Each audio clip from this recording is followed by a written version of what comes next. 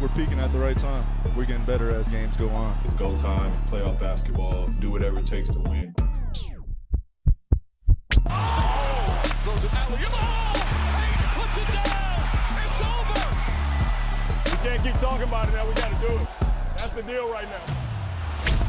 They have been sensational. We have our eyes on the prize. We're going to keep going. This is our freaking moment. Are the clips gonna clip? I mean, this season, that means something very different. Down 2 games of the series for the 3rd time these playoffs. They won Game 5 to force a Game 6 here at the Staples Center. Still down, but not out. Meanwhile, can the Suns avoid a Game 7 and punch their ticket to their first final since 1993? That man is going to go without a mask. I know Jacoby is happy about that. We're getting you set for it all over the next 30 minutes live on Twitter, YouTube, Facebook, and the ESPN app. Welcome to Hoop Streams. I'm Cassidy Hubbarth coming to you live from NYC, joined by the hardest working man in sports. That's Kendrick Perkins. He's in Houston. You've been on every show. But finishing with the best, we know that's for sure, Perk. I know I don't have to say it. You know what it is. You know what it is. Right. Things that don't need to be said. Right here with Cassidy and Jacoby. Let's get it. Right, and the host of Jalen Jacoby weekdays on ESPN, David Jacoby from our Seaport studios. How are we feeling this Wednesday night, fellas? Jacoby, I know you don't know how to feel. I'm honestly, I usually get a feel for these series and you have an idea of what's happening. I have no idea what we are about to witness. I could see either team winning by 20. I could see this going to triple overtime. I could see Paul George going for 40. I could see Booker going for 40. I have no idea what's about to happen, and that is the best way to feel before a big playoff game. I mean, you could say that about basically all the playoffs. But we'll get more into Game 6 in just a bit, as the pressure is now on the Suns. And according to Perk, on CP3 more specifically. But we got to begin, guys, with what happened last night. And more importantly, the latest on the injuries involving the team's 2 biggest stars. And we start with Giannis Antetokounmpo. No structural damage to Giannis's left knee after his awkward landing last night in Atlanta. The ligaments are sound, sources tell Zach Lowe and our Adrian Wojnarowski. The timetable for his return, unclear, but the Bucks announced that he is doubtful for Game 5 against the Hawks tomorrow night. Meanwhile, Atlanta is listing Trae Young as questionable for Game 5 against Milwaukee with that right foot bone bruise. And Clint Capella is also questionable for Game 5 with right eye inflammation after catching an accidental elbow in the 4th quarter of their blowout win over the Bucks. And Perk, we feared the worst when we saw Giannis go down last night. A relief to hear that there's no structural damage. But again, no timetable for his return, Perk. But with Trae and Clint questionable too, what do you make of this series right now, tied at 2? Well, I mean, it's interesting. And look, injuries is part of it, right? Injuries is part of the game. It happens when you're in the playoffs and when you're making a championship run. But guess what? It's exciting. And you know what I make of this series? Coach Nate McMillan. That's what I make of this series. He is coaching circles around Mike Budenholzer right now, and last night was a prime example of it. Holding the Bucks to 88 points, the beautiful ball movement that the Hawks had on the offensive end, player movement, 6 players in double figures, led by Lemon Pepper Lou. I love the way that they played last night. They played inspiring, winning basketball. They played with a sense of urgency. Cam Reddish had been hurt for 4 months, and he came into the game and outplayed one of the Milwaukee Bucks' best players in Chris Middleton. I love the energy from this Hawks group. I love everything about them. I love the way this young core is together. They root for one another. It feels like a family. Coach Nate McMillan is the 2nd best coach in the NBA, right behind Ty Lue. Jacoby, your thoughts? Well, let us say a couple things. Number one, the Hawks, it's secret, no one's going to say this, the Hawks were ahead when Giannis got hurt. The Hawks were dominating this game when Giannis got hurt. And Trae Young wasn't even involved in it. But I remember, hold on, it was just 48 hours ago that a gentleman named Kendrick Perkins was talking about Chris Middleton being Batman, but Batman was 6 for 17. Batman had 16 points. Batman was minus 25. And my man Cam Reddish, who just came out of nowhere. DeAndre Hunter was supposed to be their stopper. Cam Reddish came out of nowhere, was not only doing it on the offensive end, also did it on the defensive end, and shut down your Batman. I think Cam Reddish might be Joker. I think he might be the Joker. He just wants to see the world burn. We got graphics. He just wants to see the world burn. Like, Cam Reddish came out of nowhere. No one was saying Cam Reddish's name for the last 2 years. He pops up in a game 4 and changes a series. Big shout to that young man, Perk. You are right to celebrate him.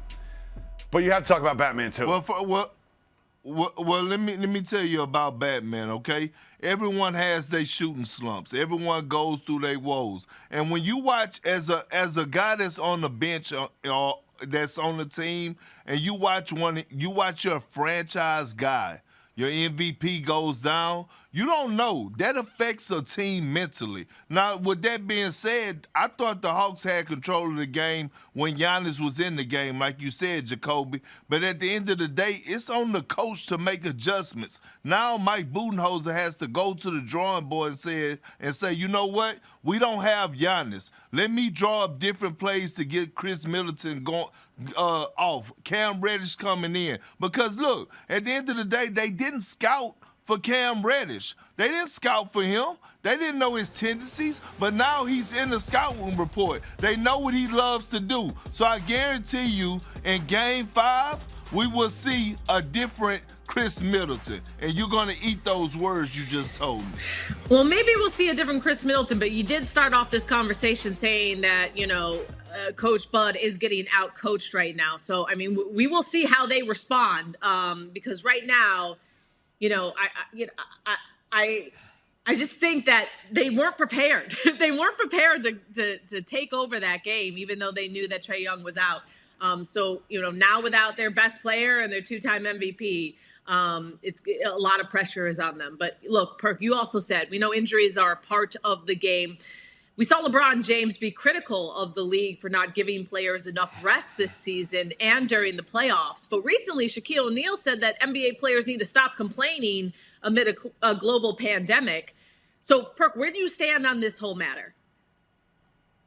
Well, I heard Shaq say that guys are getting paid $200 million, but guess who's getting paid billions of dollars? The owners in the NBA offer those players that are getting paid $200 million. So you have to protect the product. And with that being said, they had a short training camp, meaning they had less time to get accustomed to the workload. I don't know if people understand how serious the workload is as far as on your legs. And also, when you look at it, they lied to the players, broke a promise. They told the players, hey, we're not going to have an all-star weekend. And what ended up happening, they had an all-star weekend. They had to do makeup games because of the COVID situation. It was COVID protocols.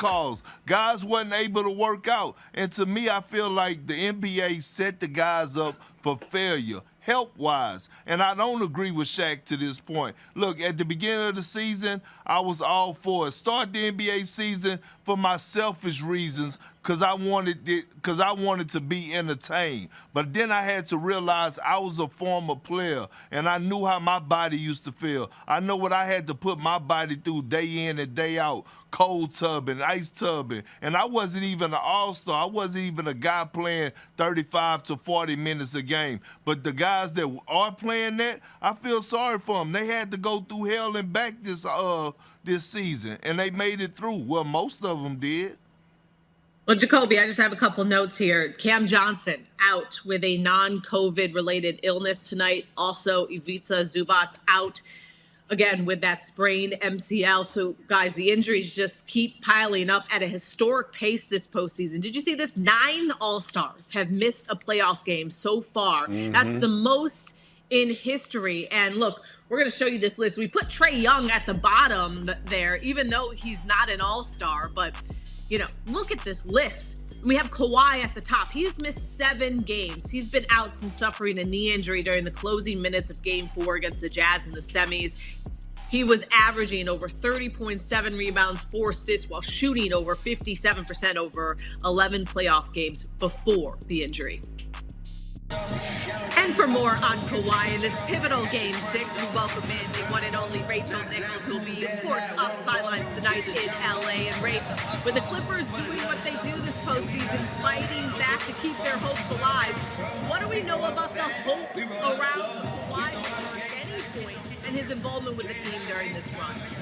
Well, the whole time when I've been asking about Kawhi, the answer I have gotten is that they don't expect him this series, but they are not ruling him out for the playoffs. And they have pushed back on some reporting that's been out there that his ACL is torn. I have been told over and over, no, it's just a strain or a sprain. So we will have to see. Of course, they would have to get past the Suns and win this series for this even to be an issue. But Chris Haynes of NBA TV just reported a few minutes ago that if the Clippers are able to win here, and Cassidy, it is so loud in here I can barely hear myself talk, so you'll have to excuse me while I'm repeating things to you. But that Chris Haynes reported that they will have a meeting with Kawhi and his people and the doctors and the Clippers staff to see if whether he could play in an NBA Finals. So it's at least ostensibly maybe on the table. But again, the Clippers have a lot more to worry about before they can get to Kawhi Leonard. They've got to win 2 games against a very motivated Suns team. Well, I mean, you're handling it like a pro, Rach. Maybe we need to get you up in one of those quiet suites like Kawhi, but I digress. All right. I feel like I have a boombox on my shoulder, except I don't have a boombox on my shoulder, but that's what it's like in here right now. Hey, you're handling it. Live TV is hard. Meanwhile, Paul George, he has been stepping up in Kawhi's absence. He was aggressive getting to the hoop in Game 5, scoring 20 points in the paint, 3rd most in his career, regular season or postseason. But what are the Suns saying about how they're going to counter the Clippers' attack tonight? Yeah, well, a big part of this is getting DeAndre Ayton going, right? When he is moving around in the paint, he can tip in shots that don't go in and grab offensive rebounds. They have showed him film over the last day and a half of how the Clippers are just throwing 2 or 3 bodies at him, how he can move to shake those bodies off, and then also showing that to the rest of the team, saying, hey, if he's got 2 or 3 bodies on him, that means a couple of you guys are free to come in and grab offensive rebounds. That can help them with that points in the paint number, which was particularly disturbing to them. The Clippers outscored them in the paint 58-32.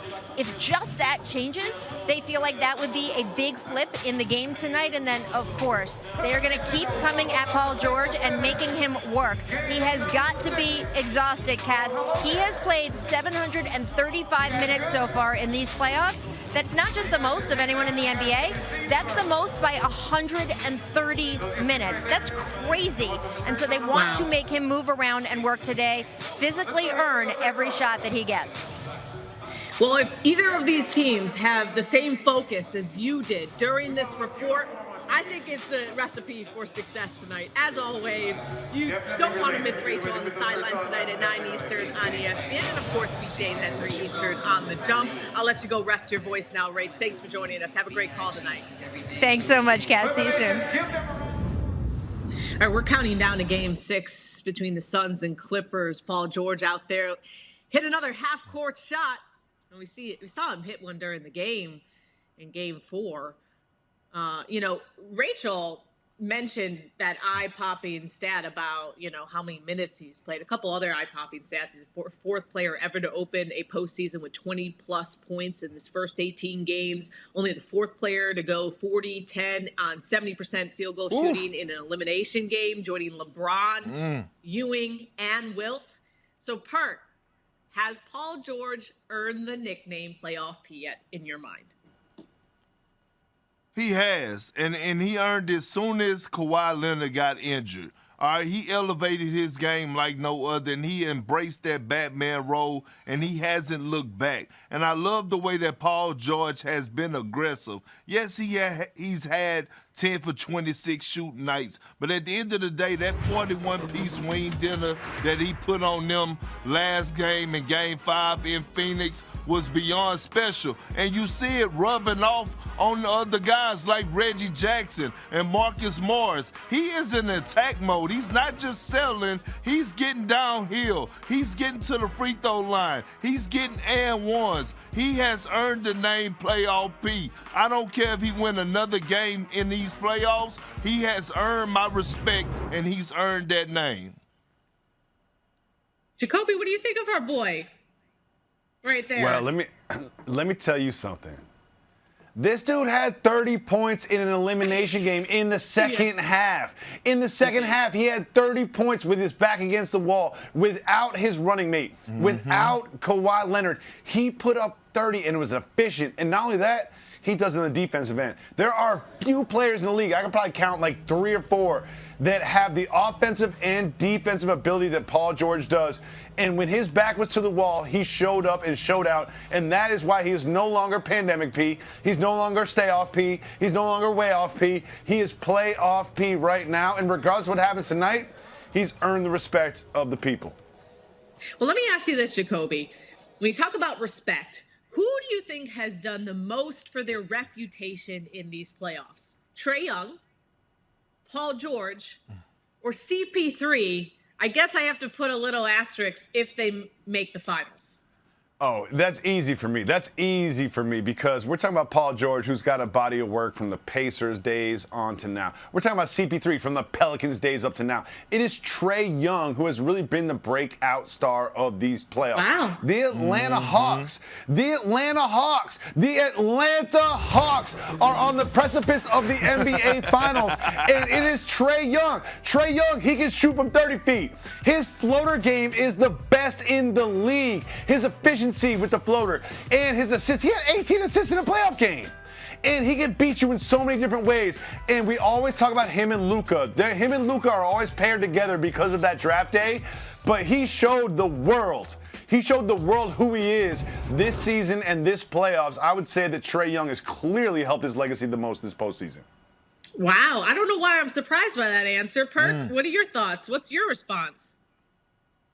No, I'm right there with Jacoby. It's Trae Young. I mean, he put the world on notice this postseason. To me, he was an all-star snub. He didn't make an all-NBA team, but right now he's the brightest star in these playoffs. What he's doing and what he has done, beating the New York Knicks, going second round and beating Philly. Who did they beat in the second round? Philly. I forget. Beat Philly, Philly, the the number one seed in the Eastern Conference. And I picked them, beating the number one seed in the Eastern Conference. And then right now, tied up 2-2 with the Milwaukee Bucks. And look, Trae Young has been phenomenal. I'm talking about he's must-see TV. People are now going to watch the Atlanta Hawks play the game of basketball because of Trae Young and what he has done. I agree with you guys that he has absolutely been one of, if not the most exciting player to watch in these playoffs. But when it comes to who's done the most for their reputation, I think I got to go with Paul George, especially if he keeps winning and has another big performance in this game 6. Wait, am I calling on you? Are you raising your hand? Get a quick thought in. No, Cassidy and Jacoby. I actually have a question for you guys, and I don't want it to go past so far. After listening to you and Rachel interview just now, and it's a possible return for Kawhi Leonard, they're going to have a sit down. I just want to know, because I feel some type of way now about him sitting up in the suite, all right? Because I thought he had a more serious injury. I want to know how you guys feel about it. I know how I feel about it. I'll follow up after you guys, but I want to know how y'all feel about it after hearing what Rachel had to say. Well, Jacoby, I just want to make one point. Like, why do they have to call a meeting with their player? Like, they can't just talk to him? But and then you carry on. That's all I think I want to say about that.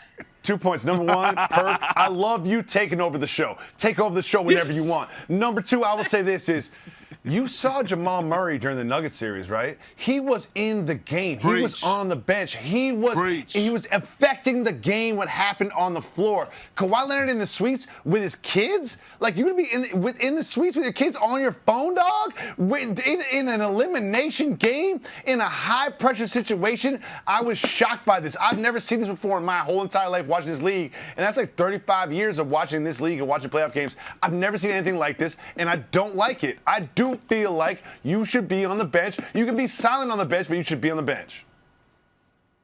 Yeah, I mean, look, and I feel what about Trae Young last night? He was doing the same thing. Trae Young was out on the bench.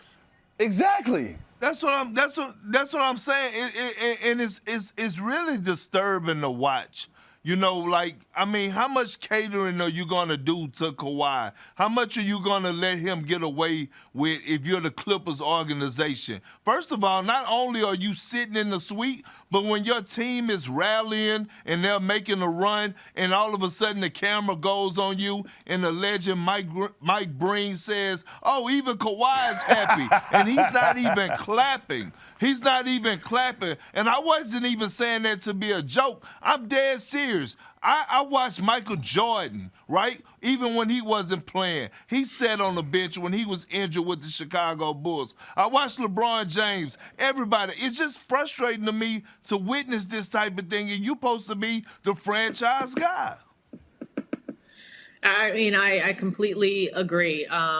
And, you know, we'll see what Kawhi's doing tonight, if he is going to be in the suite, if he is going to be in the stands, or excuse me, on the bench. But I think that's definitely going to be something we're going to be watching tonight, because this is an elimination game. Don't just come at halftime. All right, look, it's going to be a big Game 6 performance. So let's go run through some of the big Game 6 performances of all time. How about 1980, a game that's part of NBA legend, rookie Magic Johnson, starting the game at center for an injured Kareem, goes off 42, 15 boards, 7 assists. Lakers win the title. Magic gets Finals MVP, still the only rookie to win that award. Then in 1998, Michael Jordan, in his final game with the Bulls, goes off for 45 points, including an 8-3 personal run to close out the game, and finishing things off with the shot, not a push-off. Don't come for me. Come here.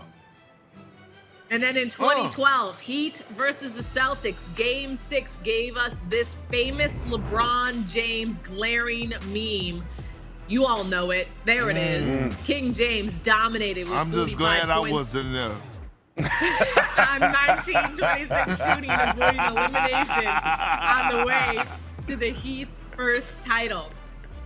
And then in 2016, we had the Warriors and Thunder series, gave us the beginning of Game 6 play.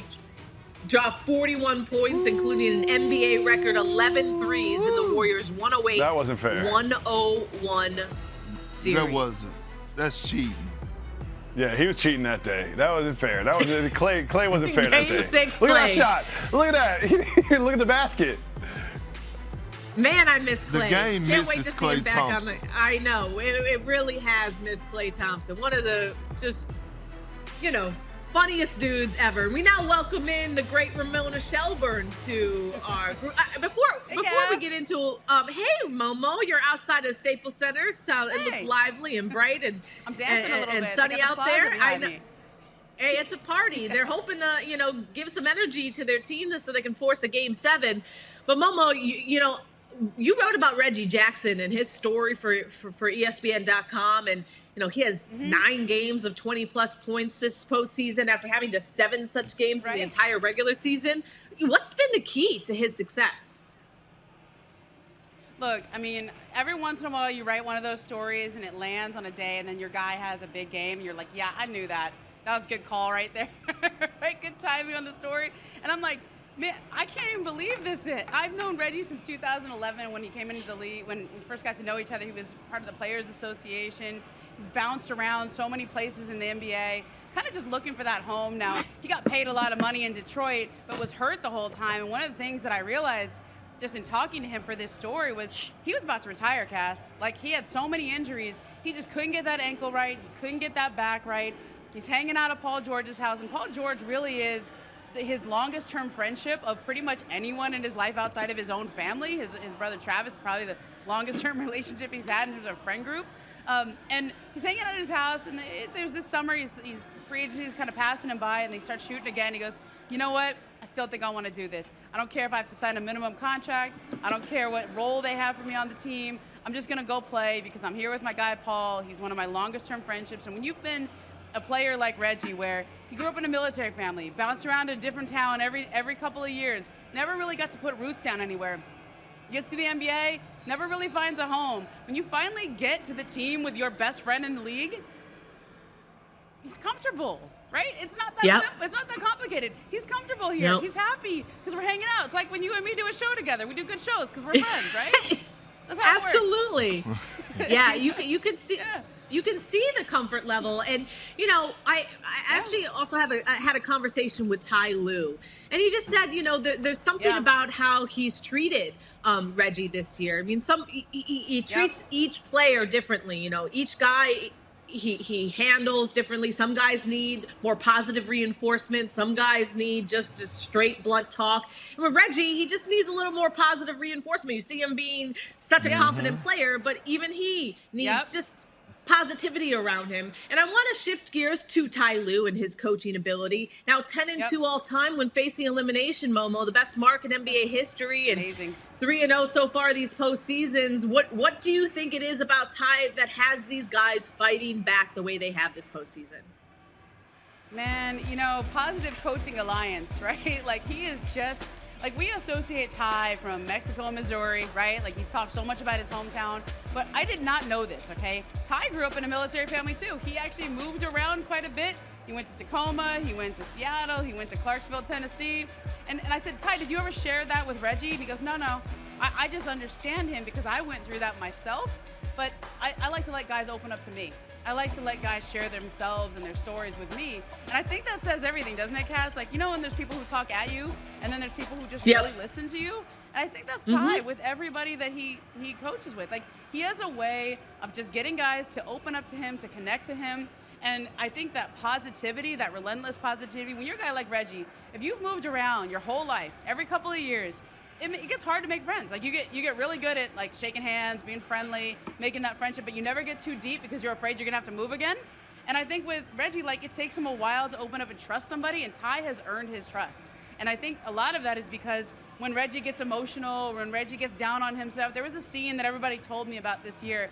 Reggie was in Miami, and they're winning the game. He's having a great game. Paul George, Kawhi Leonard, both out with injuries during that game. Reggie calls timeout, and they did not have one. He pulled a Chris Webber, okay? It could have cost them the game. They're up 6, and his teammates, I just went back and watched the video. It's like very touching to see it. Serge Ibaka comes over and gives him a hug. Lou Williams gives him a hug. Ivica Zubac, like everybody on that team goes over and says, Reggie, it's okay, we're gonna win this. And we're not gonna let you be the reason why we lose this. And they rallied around him, they picked him up, and his brother Travis says to me, he says, you know what, that's when I knew they had his heart. That's when I knew these weren't just friends, like these were his teammates. He's been looking for this his whole career. And Ty Lue fostered that. Like he created that culture. And when you have a scene like that, Ty just go, I went and watched this video. Watch Ty, he's just standing there. He just watches that unfold and he goes, you know what?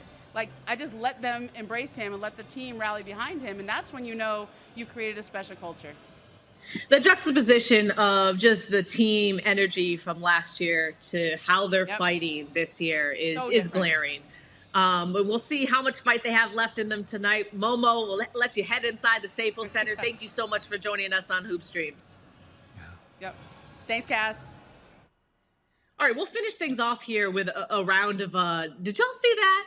Which is crazy Suns Clippers stats edition, guys. And this was a bit surprising. But the backcourt of Devin Booker. Wait, we gotta let the front end roll. Excuse me. Look at these graphics. Yes, clip art.